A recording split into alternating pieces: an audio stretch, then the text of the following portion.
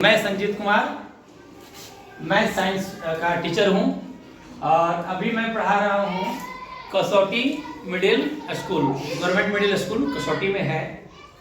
और यहाँ जो बच्चे हैं क्लास 7th के बच्चे हैं और यहाँ पढ़ाई पिछले क्लास में हुई साइंस की पढ़ाई। हम लोग क्या पढ़े थे पिछले क्लास में जी? और साइंस में हम लोग जो चैप्टर पढ़ रहे थे, कौन सा चैप्टर पढ़ रहे थे?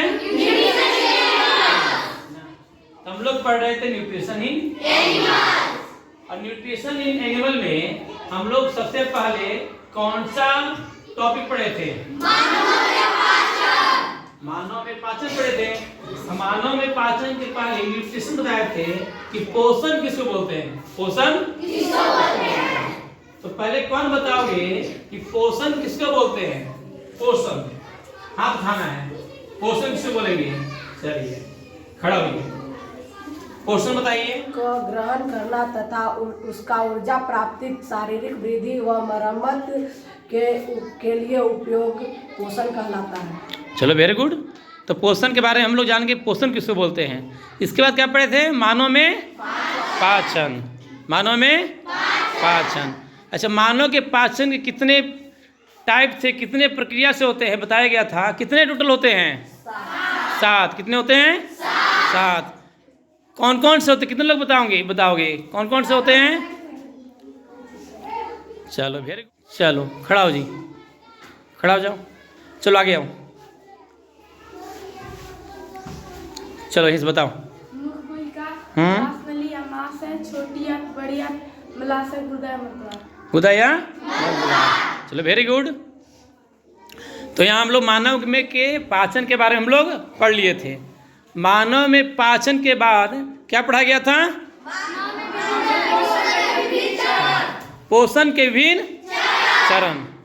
पोषण के विभिन्न चरण कितने टाइप के थे? कौन बताओगे? विभिन्न चरण। विभिन्न चरण तो बताओगे ना? खड़े हो जाओ, खड़े हो जाओ, बताना विभिन्न चरण बताओ। अवशोषण, स्वागीकरण, निष्क्रमण। Very good. ताली मार दो एक बार इस पर। एक मिनट। Very good. मानव में पाचन बताया गया था और मानव के पाचन में मुख्य गुहिका बताया गया था और इसमें बताया गया था दांत के बारे में। क्या बताया गया था? दांत के बारे में। और दांत के प्रकार भी बताया गया था। कितने लोग बताओगे? चलो खड़ा हो जाओ बिट्टू। चलो आगे आ जाओ। चलो बताओ। Incisor, canine, premolar, molar. चलो very good. Incisor, canine, premolar और मोलर। बताओ इंसाइजर में कितने कौन कैसे इंसाइजर होते हैं? बताओ इंसाइजर कौन होते हैं? इंसाइजर का काम क्या है? फाड़ने का, काटने का। काटने का। इंसाइजर का काम काटने का। उसके बाद केनाइन, केनाइन का काम फाड़ने का काम हो गया। उसके बाद प्रीमोलर, प्रीमोलर काम चबाने का काम हो गया। चलो वेरी गुड, बैठ जाओ। मुख्य गुहिका, मुख्य गुहिका में दांत और जीभ के बारे में हम लोग पढ़ लिए थे। उसके बाद क्या पढ़े थे हम लोग? मुख्य गुहिका के बाद ग्रासिका, ग्रास नली के बारे में ना, जिसको फूड पाइप बोलते हैं। क्या बोलते हैं? Food pipe, oesophagus. और इसमें हम लोग पढ़े थे एपिग्लोटिस के बारे में। कितने लोग पता है एपिग्लोटिस के बारे में? चलो इतने लोग पता है एपिग्लोटिस के बारे में। चलो वेरी गुड। चलो खड़ा हो जी, बताओ तुम खड़ो। एपिग्लोटिस क्या था, इसके बारे में क्या बताया गया था? आगे आ जाओ, यहाँ पर आओ, आगे आ जाओ, यहाँ पर आओ, इधर आओ। बताओ एपिग्लोटिस के बारे में बताओ। श्वास नली के ऊपर एक मांस रचना होती है जिसे एपिग्लोटिस कहते हैं। यह वाल्व का काम करती है। जब हम तेजी या किसी से बात करते हुए खाना खाते हैं तो इस समय कभी कभी एपिग्लोटिस अच्छी तरह से वाल्व का काम नहीं कर पाती है, जिसे भोजन के कण श्वास नली में प्रवेश कर जाती है, जिसे हमें खांसी, छींक या हिचकी आती है। वेरी गुड, ताली मारो उसमें। हम लोग एपिग्लोटिस के बैठ जाओ। हम लोग एपिग्लोटिस के पढ़ लिए थे। इसमें पढ़े थे छींक क्यों आती है, खांसी क्यों आती है ना, और श्वास नली। और एपिग्लोटिस किसको बोलते हैं? बता दी एपिग्लोटिस क्या होता है? मांसल संरचना होती है जो श्वास नली के ऊपर आती है। इसके बाद बता दी कि हम लोग हिचकी क्यों आता है, ये बता दी। जितना बताया गया था वो सभी लोग बता दी। एपिग्लोटिस के बारे में सबको पता है? एपिग्लोटिस के बारे में हम लोग क्या पढ़े थे, उसके बाद क्या पढ़े थे, अमाशय के बारे में। किसके बारे में पढ़े थे, अमाशय के बारे में। अच्छा ठीक है, अमाशय में 3 चीज बताया गया था, है ना। कौन बताओगे अमाशय में 3 चीज के बारे में? चलो खड़ा हो जाओ, हाँ इधर आ जाओ, आगे आओ, यहाँ पर आओ। श्लेष्मा, पाचक रस, हाइड्रोक्लोरिक अम्ल। हाँ, इसमें 3 चीज बताया गया था, पाचक रस, और उसके बाद श्लेष्मा म्यूकस, और उसके बाद हाइड्रोक्लोरिक अम्ल। और इसे पाचक रस में बताया गया था कि जो प्रोटीन है, क्या था, प्रोटीन को कन्वर्ट करता है पाचक रस। किस में कन्वर्ट करता है, अमीनो अम्ल में। और इसके बाद बताया गया था, तो बैठ जाओ, इसके बाद बताया गया था पाचक रस में ही हाइड्रोक्लोरिक अम्ल का काम बताया गया था, बताया गया था ना। हाइड्रोक्लोरिक अम्ल का जो काम बताया गया था, क्या बताया गया था काम, कौन बताओगे? चलो खड़ा बताओ, हाँ आगे आ जाओ, चलो बताओ। भोजन के साथ आए जीवाणु को नष्ट करता है, हाँ, भोजन के साथ आए जीवाणु को क्या करता है, नष्ट करता है। और तथा माध्यमों को अम्लीय बनाता है। हाँ, माध्यम जो खाना उसको क्या बनाता है, अम्लीय भी बनाता है। वेरी गुड, बैठ जाओ, ताली मारो उस पर भी एक, वेरी गुड। और इसके बाद क्या बताया गया था, क्या म्यूकस, क्या था, म्यूकस, जिस बोल रहा श्लेष्मा, क्या नाम था, श्लेष्मा। श्लेष्मा के बारे में कौन बताओगे? और गर्ल्स में, लड़की में, श्लेष्मा म्यूकस के बारे में कौन खड़ा हो, बताओ।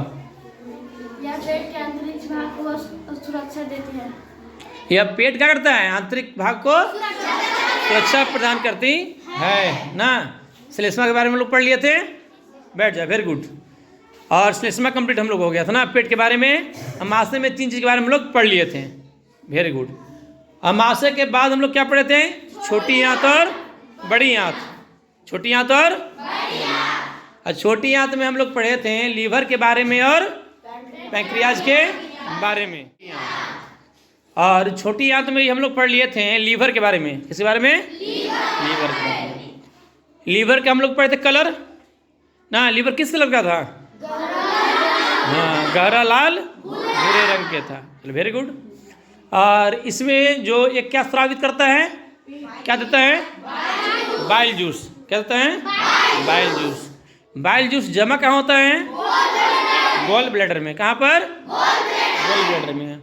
गॉल ब्लैडर का रंग कैसा था, हरा रंग, कैसा रंग था, हरा रंग था, वेरी गुड।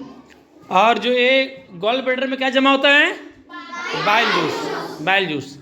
बाइल जूस का काम क्या है, कौन बताओगे?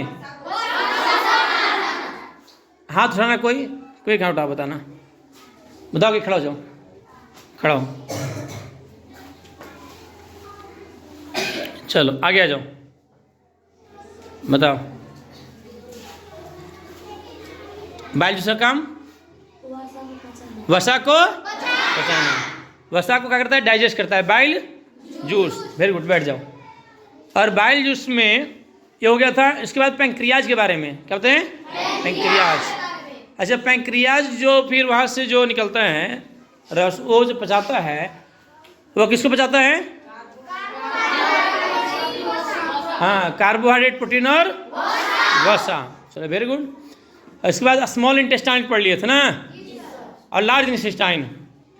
तो कौन लंबा होता है, लार्ज इंटेस्टाइन कि स्मॉल इंटेस्टाइन? स्मॉल इंटेस्टाइन लंबाई में क्या होता है, बड़ा होता है, लंबाई में बड़ा होता है। स्मॉल इंटेस्टाइन लंबाई में क्या होता है, बड़ा होता है, वेरी गुड। कितना मीटर का होता है, 6 से 7 मीटर का, वेरी गुड। और इसके बाद हम लोग पढ़ते हैं लार्ज इंटेस्टाइन, वो कितना मीटर का था,